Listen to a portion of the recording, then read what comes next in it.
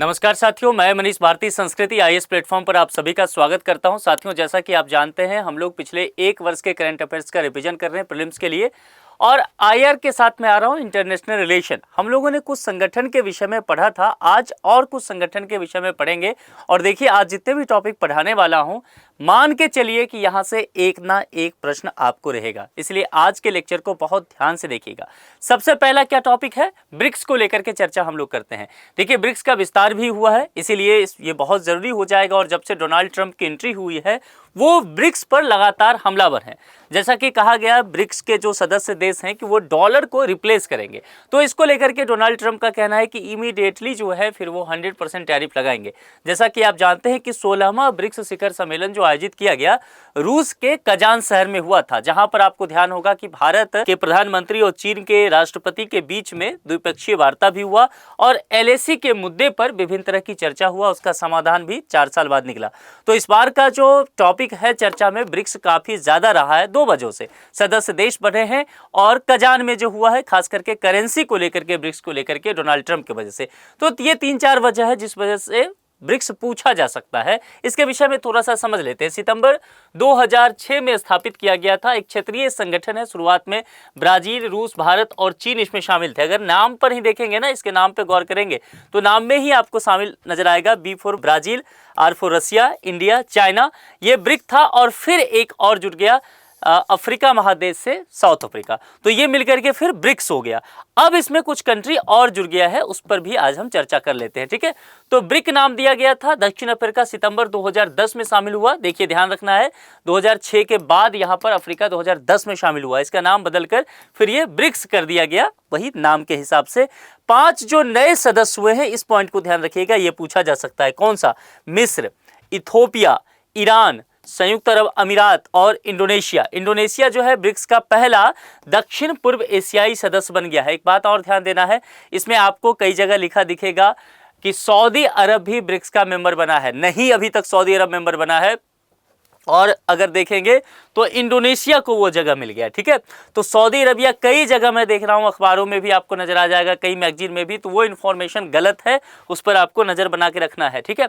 इसका मुख्यालय कहाँ होगा? चीन का जो शंघाई शहर है, वहां पर। संगठन की अध्यक्षता ब्रिक्स के अल्फाबेट के क्रमानुसार सदस्यों के बीच प्रति वर्ष जो है वो बदलती रहती है। ब्रिक्स का प्रतिनिधित्व देखेंगे तो वैश्विक आबादी का 41%, यही समझ लीजिए कि किस तरह से ब्रिक्स का महत्व बढ़ रहा है वैश्विक स्तर पर। इसीलिए अमेरिका हो चाहे यूरोपीय यूनियन हो, सभी ब्रिक्स से अब परेशान होते हुए नजर आ रहे हैं। और वैश्विक सकल घरेलू उत्पाद का देखेंगे तो 24%, एक क्षेत्रीय संगठन सोच सकते हैं 24% योगदान दे रहा है, तो अपने आप में बहुत बड़ी बात है। और वैश्विक व्यापार का 16% हिस्सा जो है ब्रिक्स के पास चला गया है, ठीक है। ब्रिक्स नाम कैसे पढ़ा था? तो एक ब्रिटिश अर्थशास्त्री हैं जिम ओनील ने गढ़ा था, जो कि ब्रिक पहले नाम दिया गया था।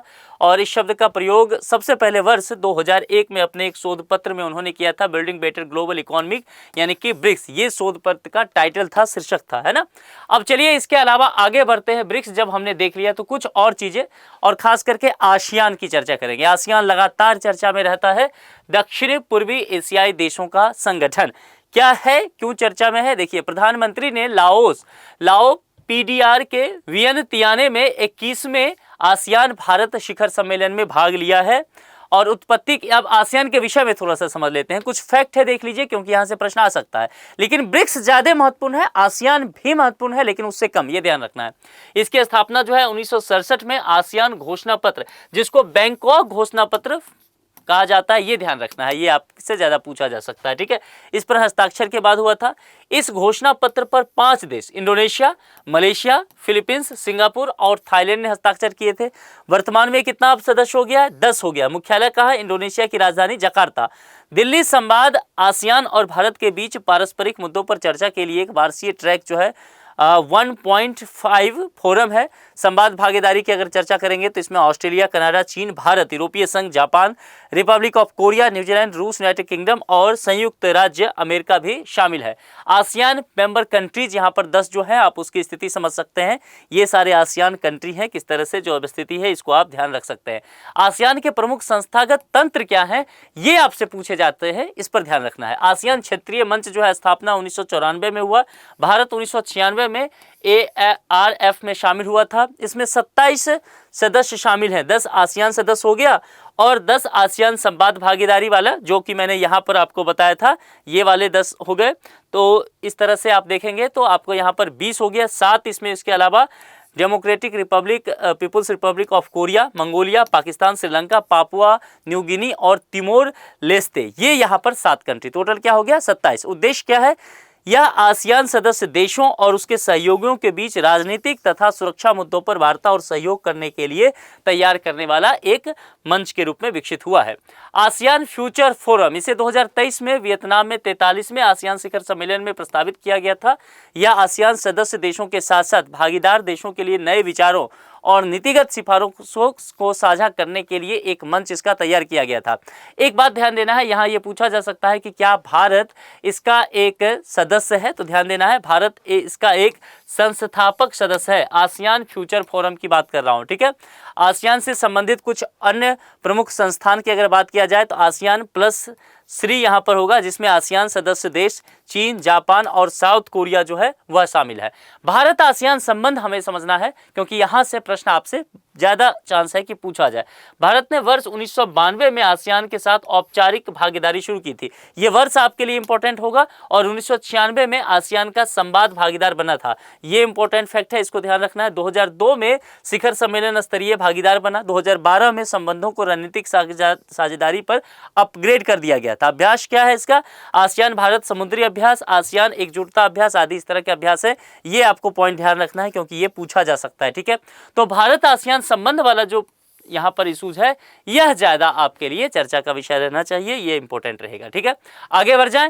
अब यहाँ पर हम बात करते हैं सार्क का। सार्क हालांकि कहा जाता है कि एक तरह से एक विफल संगठन बन गया, क्योंकि पाकिस्तान की वजह से क्या है, दक्षिण एशियाई क्षेत्रीय सहयोग संगठन चर्चा में क्यों आया है, फिलहाल ये समझ लीजिए। भारतीय रिजर्व बैंक यानी कि RBI ने 2024 से 2027 की अवधि के लिए सार्क करेंसी स्वैप फ्रेमवर्क की घोषणा कर दी है।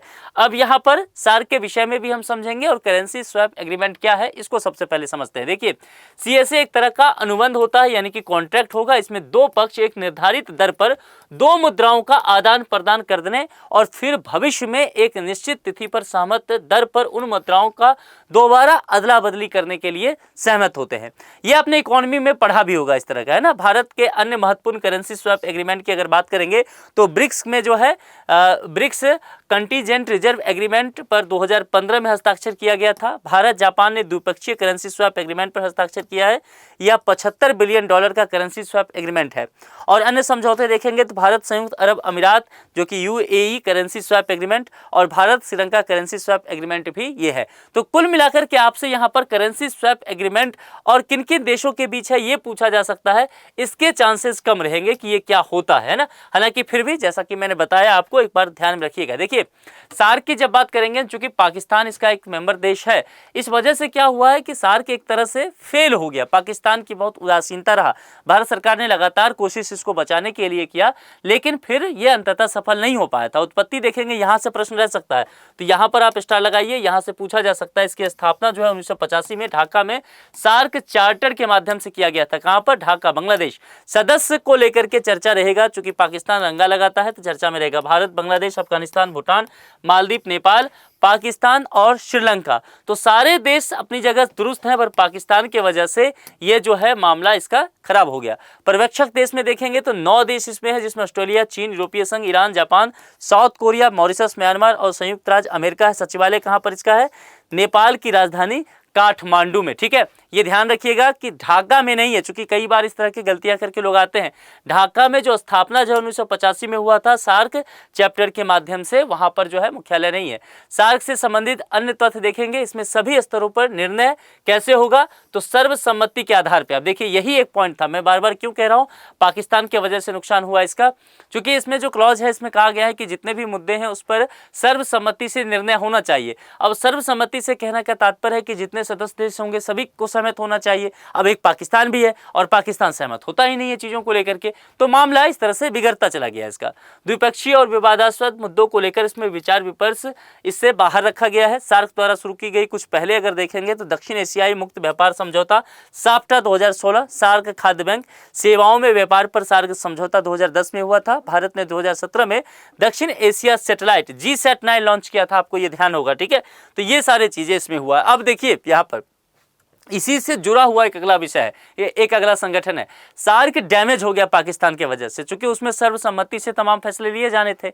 अब सार्क जब डैमेज हो गया तो भारत ने कहा कि भैया हमें अपने जो पड़ोसी देश हैं या दक्षिण एशिया का जो क्षेत्र है इसमें बेहतर काम तो करना है, आगे तो ले जाना है। तो सार्क की जगह पर बिम्स्टेक पर ज्यादा जोर दिया गया। बिम्स्टेक क्या है? बे ऑफ बंगाल इनिशिएटिव फॉर क्या है? Multi sectoral technical and economic operation, यानी कि इसको शॉर्ट में बिम्स्टेक कहा गया। कहां पर? बे ऑफ बंगाल। तो जो भी इसमें सदस्य देश दिखेगा आपको बे ऑफ बंगाल के इर्द गिर्द वाले देश सारे आपको दिखने वाले हैं। बिम्स्टेक चार्टर लागू होने के साथ ही बिम्स्टेक को विधिक व्यक्तित्व लीगल पर्सनैलिटी का दर्जा प्रदान हो गया है। प्रमुख बिंदु इसमें समझ लीजिए, 2022 में श्रीलंका में आयोजित 5वें बिम्स्टेक शिखर सम्मेलन के दौरान बिम्स्टेक चार्टर पर हस्ताक्षर किए गए थे और इसे अपनाया गया था। बिम्स्टेक चार्टर बिम्स्टेक के लक्ष्यों, सिद्धांतों और संरचना के बारे में बताने वाला क्या होगा? एक आप कह सकते हैं फंडामेंटल डॉक्यूमेंट उसका हो जाएगा। बिम्स्टेक चार्टर के लागू होने के लिए बिम्स्टेक के सभी सदस्य देशों द्वारा इसकी स्थापना संबंधी आधारभूत डॉक्यूमेंट की अभिपुष्टि जरूरी थी। नेपाल द्वारा अभिपुष्टि के साथ ही यह शर्त पूरी हो गई और 20 मई 2024, ध्यान रखना है ये तारीख इंपॉर्टेंट है, 20 मई 2024 को बिम्स्टेक चार्टर जो है वह लागू हो गया। बिम्स्टेक के विषय में थोड़ा सा समझ लेते हैं। इसकी स्थापना जो है 1997 में बैंकॉक घोषणा पत्र पर हस्ताक्षर के साथ किया गया था। सदस्य कौन कौन है देखिए, इसमें पाकिस्तान नहीं होगा, बांग्लादेश, और इसमें बे ऑफ बंगाल के इर्द गिर्द के सारे देश होंगे, बांग्लादेश, भारत, श्रीलंका, थाईलैंड, म्यांमार, नेपाल और भूटान। देखा आपने, पाकिस्तान नहीं है। तो पाकिस्तान ना होने की वजह से इसको अच्छे से काम किया गया और ये इनिशिएटिव भारत का कारगर रहा है। सचिवालय कहां पर है? ढाका, बांग्लादेश में। उद्देश्य क्या है? तेजी से आर्थिक विकास एवं सामाजिक प्रगति के लिए एक सक्षम परिवेश बनाना और साथ ही बंगाल की खाड़ी क्षेत्र में शांति और स्थिरता बनाए रखना। मुख्य रूप से ये इसका वजह माना जाता है। अन्य तथ्य इसके संबंधित कुछ है, समझ लेते हैं। प्रमुख परियोजनाएं देखेंगे। परिवहन कनेक्टिविटी के लिए बिम्स्टेक मास्टर प्लान तैयार किया है। सिद्धांत क्या है? सभी की संप्रभुता का सम्मान करना, यानी कि जितने भी सदस्य देश हैं सभी की संप्रभुता का जो है ख्याल रखा जाता है। इसमें क्षेत्रीय अखंडता पर बल देना, राजनीतिक स्वतंत्रता को लेकर के मामला, आंतरिक मामलों में दखल अंदाजी ना करना, जैसे बांग्लादेश में भी हो रहा है तो भारत नहीं कुछ कर रहा है, श्रीलंका में हुआ तो भारत ने अपना कोई इस तरह के आर्मी नहीं भेजे या दखलंदाजी करने की कोशिश नहीं की। शांतिपूर्ण सह अस्तित्व की भी बात यहाँ पर की गई है। 7 फोकस क्षेत्र हैं इसमें, व्यापार, पर्यावरण एवं जलवायु, ये आपसे पूछा जा सकता है, सुरक्षा, कृषि एवं खाद्य सुरक्षा, लोगों के बीच संपर्क, विज्ञान, प्रौद्योगिकी और नवाचार। लोगों के बीच संपर्क जो है ना, ये क्या है? सॉफ्ट पावर के रूप में यहाँ पर डेवलप करने की बात की गई है, क्योंकि ये सभी क्या है? पड़ोसी देश है ना। विज्ञान, प्रौद्योगिकी, कनेक्टिविटी, कृषि, सुरक्षा, पर्यावरण और ये सब देखेंगे तो ये सॉफ्ट पावर को डेवलप करता है, क्योंकि पड़ोसी देश में ये ज्यादातर कल्चरल जुड़ाव रहता है। अभ्यास क्या है? बिम्स्टेक आपदा प्रबंधन अभ्यास, डीमैक्स, ये चर्चा में रहता है, तो ये आपको ध्यान रखना है, ये प्रश्न आपसे पूछा जा सकता है। यहाँ पर ऑकस चर्चा में रहेगा। ऑकस ध्यान रखिए कि हो सकता है 4 स्टार डालिए इसको, हो सकता है पूछा जा सके, ऐसा ना कि आप बिम्स्टेक और सार्क पढ़ते रह जाएं और ऑकस आ गया, ठीक है। अब इसके विषय में समझिए। ऑकस की स्थापना के 5 वर्ष पूरे हुए हैं, इसीलिए चर्चा में आया। भारत इसमें मेंबर नहीं है, ये ध्यान रखना है। ऑकस देखेंगे, उत्पत्ति 2021 में इसका गठन किया गया था और ऑकस एक त्रिपक्षीय रणनीतिक सुरक्षा साझेदारी, यानी कि 3 देश इसमें शामिल होगा और भारत नहीं है, बार बार कह रहा हूँ। सदस्य जो है संयुक्त राज्य अमेरिका, यूनाइटेड किंगडम और ऑस्ट्रेलिया, भारत इसका सदस्य देश नहीं है। कई बार लोग ये गलती करके आते हैं, क्योंकि ये पूछा जाएगा, दे दिया जाएगा इंडिया है, आप भावुक हो जाएंगे कि है, इसके नाम में ही देख लीजिए यहाँ पर जो है, इसलिए देखना होगा। संयुक्त राज्य अमेरिका को लेकर के यहाँ पर बात किया जाएगा, यूएस को लेकर के, उसके बाद जो है देखेंगे ऑस्ट्रेलिया है यहाँ पर, और फिर जो है यूके। तो ये ध्यान रखना है, यूके, ऑस्ट्रेलिया, यूएस, तो ये 3 नाम से ही वो बना है। अगर ढंग से आप नाम समझ जाएंगे तो आप ये गलती नहीं करेंगे। उद्देश्य क्या है इसका? उद्देश्य सदस्य देशों की रक्षा क्षमताओं को बढ़ाना और तकनीकी एकीकरण में तेजी लाना और प्रौद्योगिकी क्षमता का विस्तार करना है। ऑकस की कुछ विशेषताएं हैं, इसको देखते हैं। इसका उद्देश्य जो है हिंद प्रशांत क्षेत्र में चीन के बढ़ते प्रभाव का मुकाबला करना है। एक और संगठन याद आ रहा है, क्वाड।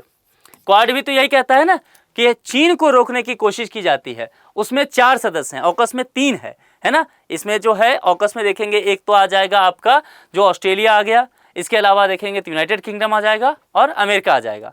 और क्वाड में इसमें देखेंगे तो इंडिया, जापान, ऑस्ट्रेलिया और यूएसए आएगा। उसमें यूनाइटेड किंगडम नहीं है, यानी कि ऑकस और क्वाड में दो ऐसे देश हैं जो कि आप कह सकते हैं कॉमन है, जैसे कि ऑस्ट्रेलिया और यूएसए, और एक्स्ट्रा दो और इंडिया और जापान क्वाड में बढ़ जाता है। क्वाड पे मैं चर्चा करूंगा अगले लेक्चर में, तब तक ये देख लीजिए। यह नाटो की तरह कोई औपचारिक सैन्य संगठन नहीं है, बिल्कुल क्वाड की तरह।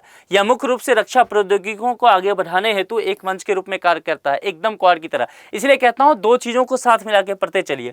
महत्वपूर्ण प्रौद्योगिकियों को साझा करने की सुविधा के लिए 2021 में एक कानूनी रूप से बाध्यकारी त्रिपक्षीय समझौते पर हस्ताक्षर इसमें किया गया था। इसे exchange of naval nuclear proportional information agreement के रूप में भी जाना जाता है। तो कुल मिलाकर के ये जो जितने टॉपिक हैं, आपको 10-15 मिनट लगेगा, लेकिन समय निकाल के अच्छे से इसको तैयार कर लीजिए। मैं फिर बता देता हूं कि पूरी संभावना मान के चलिए कि इस 5 में से एक प्रश्न आपके सामने आकर के रुक जाएगा, और इतना तैयार कर लेंगे तो आपका प्रश्न गलत नहीं होगा। इससे बाहर यूपीएससी आपसे नहीं पूछेगी। तो आज के लिए इतना ही। अपनी तैयारी को जोरदार ढंग से आगे बढ़ाते रहिए। फिर हमारी आपकी मुलाकात कल होगी। अपना बेहद ख्याल रखिए। बहुत बहुत शुक्रिया। Thank you so much.